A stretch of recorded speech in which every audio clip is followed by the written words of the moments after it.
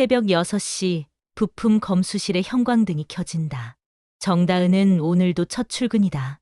34살 자동차 부품 회사 품질관리 엔지니어. 그녀의 손끝에서 불량품이 걸러지고 완벽한 부품만이 생산 라인으로 향한다. 2019년 3월 15일 오전 7시 20분 B-470 시리즈 15번째 로트. 표면 거칠기 0.2 마이크론 초과. 재작업 요청. 다은이 불량품을 분류하며 중얼거린다. 수첩에 기록되는 시간, 장소, 담당자명. 완벽함을 추구하는 그녀 앞에 운명은 한 남자를 데려왔다. 회계팀장 오상민이 나타났다. 정 대리님, 아침부터 고생이 많으시네요. 39살의 상민은 정중했다. 커피라도 한 잔 하시죠? 6개월 후 카페에서 상민이 고백했다. 다은 씨를 좋아합니다. 진심으로요. 연애 경험이 많지 않은 다은에게 진중한 고백은 설득력이 있었다. 1년 후 결혼을 앞두고 상민이 말했다. 같은 회사에 부부가 있으면 눈치 보이잖아요. 다은 씨는 워낙 능력이 있으니까 어디서든 일할 수 있고. 다은은 알겠어요. 하고 답했다. 첫 번째 양보였다. 결혼 후 어머니가 만년필을 건넸다. 정말 힘들면 이걸 찾아가라. H 라고 새겨진 거 보이지? 다은은 그 의미를 몰랐다. 신혼집에서 상민이 말했다. 가계부 좀 더 체계적으로 써봐. 효율적으로 살아야지. 다은의 꼼꼼한 기록 습관을 칭찬했지만 그는 몰랐다. 그 꼼꼼함이 언젠가 자신을 무너뜨릴 도구가 되리라는 것을. 2024년 결혼 4년 차. 상민이 말했다. 이번 달 용돈 좀 줄여야겠어. 개인 감정으로 가게를 운영하면 안 되잖아. 합리적. 다은은 그 말을 들을 때마다 입이 마비되는 기분이었다. 봄, 병원에서 의사가 말했다. 어머님 위암 3기입니다. 수술비 대략 2천만 원 정도 예상됩니다. 다은이 상민에게 말하자 개인 감정에 휘둘리면 안 돼. 어머니 연세도 있으시고 회사 돈을 개인적인 일에 못 써. 며칠 후 은행 앱에서 다은이 발견했다. 블루핀 CC. 이게 뭐지? 월 200만 원씩 정기 결제. 상민이 접대비야. 블루핀이라는 골프장 클럽하우스에서 하고 설명했다. 어머니 치료비는 개인적인 일이라 거부하면서 매월 200만 원 접대비는 당연하게 쓰는 남편. 다은의 가슴에 차가운 분노가 쌓였다. 병실에서 어머니가 말했다. 정말 힘들면 그걸 찾아가라. H를 찾아가. 더 이상 설명하지 않았다. 추가 치료비 500만 원이 필요하다고 하자 상민이 현실을 봐. 어머니도 이해하실 거야. 합리적인 분이시잖아. 하고 거부했다. 그날 밤 다은은 수첩에 적었다. 2024년 4월 12일. 엄마 치료비 거부. 이유 비현실적. 같은 날 상민 접대비 220만 원. 이유 중요 거래처. 기록 습관에 이번엔 분노가 숨어 있었다. 2024년 여름. 어머니의 병세가 급속히 악화되었다. 상민은 회사 일이 바쁘다며 짧은 문병만 하고 돌아갔다. 어머니의 마지막 순간. 다은아, 만년필, H를 찾아가. 어머니는 그렇게 눈을 감았다. 장례 준비에서 상민이 가장 기본적인 패키지로 하겠습니다. 합리적인 선에서 하고 말했다. 어머니의 마지막 길마저 합리적으로 계산했다. 장례식 첫날 저녁 상민이 급한 전화 받으러 나갔다 올게 하고 사라졌다. 30분 후 다은은 담배를 사러 나섰다가 주차장에서 믿을 수 없는 장면을 목격했다. 젊은 여자가 상민을 껴안으며 오빠, 이제 걸림돌이 사라졌으니까 우리 얘기도 정리하죠. 상민이 그래야지. 3년이나 기다리게 해서 미안해. 다은이가 퇴사한 것도 다 계획이었어. 집에 묶어두면 눈치채기 어렵거든. 걸림돌. 어머니를 걸림돌이라 불렀다. 자신의 퇴사도 계획이었다니. 그런데 부인이 감 안 잡나요? 다은이는 순해. 의심할 줄도 모르고. 집에서 가계부나 쓰고 있으니까 세상 돌아가는 걸 몰라. 순진하다고, 관리하기 좋다고? 그날 밤 빈소에서 다은이 혼자 말했다. 엄마, 저 바보였어요. 상민이를 믿었어요. 그런데 엄마를 걸림돌이라 하고 3년째 바람 피우고 있었어요. 가 뭐예요? 지금 정말 힘들어요. 다음 날 상민이 이제 우리 둘만 남았네. 하고 말했을 때 다은은 네, 이제 둘만 남았네요. 하고 미소 지었다. 하지만 이미 결심했다. 더 이상 합리적 아내로 살지 않겠다고. 일주일 후 다은은 단서로 수소문을 시작했다. 어머니 지인이 호석이 강호석 기자였던 것 같은데 하고 말했다.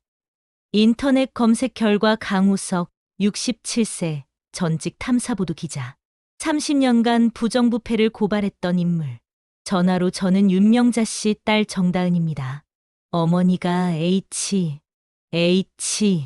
만년필을 찾아가라고 하셨는데요. 강호석의 목소리가 떨렸다. 명자의 딸? 카페에서 만났다. 호수어코. 내 영어 이름이에요. 30년 전 명자 씨에게 선물한 거예요. 그럼 제 아버지세요? 친자와 긴 검사를 해봐야겠지만 강호석은 30년 전 위험한 기사를 쓰며 받았던 협박 때문에 떠났던 이야기를 했다. 사랑하는 사람을 지키기 위해서였다. 다은이 4년간의 일들을 설명했다. 경력 단절, 경제적 통제, 치료비 거부, 장례식장 불륜 목격까지. 분노하는 건 당연해요. 하지만 감정으로 덤비면 안 됩니다. 합법적 증거만이 정의를 부릅니다. 강호석이 민간조사사 최미정을 소개했다. 일주일 후 친자 확인 결과 99.99% 친자 관계 확인. 다은이 처음으로 아버지 하고 불렀다. 최미정이 설명했다. 불법 도청이나 촬영은 안 해요. 공개 장소 대화, 영수증, 거래 내용만 수집합니다. 최소 6개월 걸려요. 기록은 제 특기예요. 좋아요. 하지만 복수가 아닌 진실 규명이 목적이어야 해요. 그날 밤 상민이 오늘 늦었네. 하고 물었을 때 다은은 엄마 병원 정리하러 갔어요. 하고 평정을 유지했다. 6개월간의 완벽한 연기가 시작되었다. 6개월의 증거 수집이 시작되었다. 다은은 QA 엔지니어의 모든 기술을 동원했다. 공동계좌 권한으로 상민의 카드 결제를 분석했다. 블루핀 CC 매주 화요일 195만 원에서 220만 원. 규칙적으로 9시간씩 체류. 회사 카풀 앱으로 이동 경로도 확인했다. 블루핀 골프클럽에 직접 가보니 일반 골프장이 아니었다. 고급 회원제 클럽 겸 불법 카지노였다. 회사 경비카드 내역에서 특정 업체들의 부품 단가가 비정상적으로 높게 책정된 것을 발견했다. A업체 15% 인상, B업체 12% 인상. 시장 상황을 고려해도 지나친 인상률이었다. 결정적 증거는 상민의 텔레그램 대화였다. 이번에 A업체 단가 8% 올리는 대신 평소처럼 해주시죠. 리베이트는 텔레그램으로만. 명백한 배임 행위였다. 가상자산 거래소 계정에서는 매주 수백만 원씩 코인 도박 기록을 발견했다. 손실이 수익보다 훨씬 많았다. 리베이트를 도박으로 날리고 부족한 돈은 분식회계로 메우고 있었다. 후배 세린에 대한 조사도 진행했다. 허위 출장 신청과 상민의 호텔 결제가 완벽하게 일치했다. 10월 15일 세린 부산 출장, 같은 날 상민 호텔 결제. 6개월 후 다은의 수첩은 증거로 가득 찼다. 최미정이 이런 완벽한 타임라인은 처음 봐요. 하고 감탄했다. 상민은 전혀 눈치채지 못했다. 다은이 요즘 안정된 것 같아. 여전히 순진한 아내로 여겼다. 이제 마지막 단계만 남았다. 2025년 봄, 검찰 고발과 언론 제보가 동시에 이뤄졌다. 업무상 배임, 배임 수재, 사문서 위조, 상습 도박 혐의로 오상민을 고발합니다. 회사가 뒤집혔다. 수사가 시작되자 공모자들이 하나둘 자수했다. 상민 팀장이 시키는 대로 했어요. 각자 살기를 찾아 상민에게 책임을 전가했다. 세린도 발빠르게 손을 뗐다. 오해였어요. 그냥 회사 선후배 사이였는데 기자 인터뷰에서 자신을 피해자로 포장했다. 상민은 상황을 파악하지 못했다. 다은아, 누가 나를 신고했대? 모르겠어요. 누가 그런 짓을 했을까요? 다은이 태연하게 답했다. 언론 보도가 시작되었다. 자동차 부품업체 회계팀장, 수억 원 리베이트 수수, 분식회계의 자금으로 불법 도박장 출입. 상민이 소리쳤다. 이게 뭐야? 신문에 내 이름이. 그러게요. 누가 그랬을까요? 다은은 여전히 평정을 유지했다. 다은아, 너 정말 모르는 거야? 뭘 모른다는 거예요? 글쎄요. 워낙 많은 사람들이 알고 있었으니까요. 수사가 깊어지며 상민의 모든 비리가 드러났다. 리베이트 3억 원, 분식회계 15억 원, 도박 손실 8억 원. 숫자로 정리된 범죄 행각이었다. 상민이 마지막으로 애원했다. 다은아, 나 정말 몰랐어. 도와줘. 저는 그냥 순진한 아내잖아요. 세상 돌아가는 걸 모르는. 자신이 했던 말들이 고스란히 돌아왔다. 기소가 결정되었다. 8개 혐의. 다은은 어머니 영정 앞에서 말했다. 엄마, 이제 시작이에요. 진짜 정의는 법정에서 이루어질 거예요.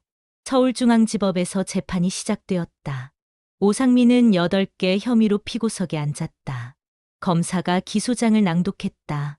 피고인은 4년간 회계팀장 지위를 이용해 총 3억 원의 리베이트를 수수하고 분식회계로 이를 은닉했으며 불법 도박장에서 탕진했습니다. 다은이 수집한 텔레그램 대화가 결정적 증거였다. 리베이트는 텔레그램으로만 연락드릴게요. 상민의 목소리로 녹음된 대화에 법정이 조용해졌다. 다은이 증인석에 섰다. 저는 피고인의 아내였습니다. 정확히는 피해자였습니다. 목소리는 담담했다. 어떤 피해를 받으셨나요? 경제적, 정신적 학대를 받았습니다.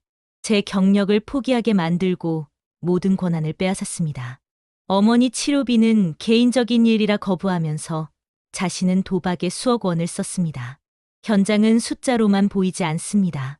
피고인은 제게 그렇게 말했지만 정작 자신은 돈이라는 숫자에만 매몰되어 가족의 생명까지 외면했습니다. 재판부가 엄중히 말했다. 피고인의 범죄는 계획적이고 지속적입니다.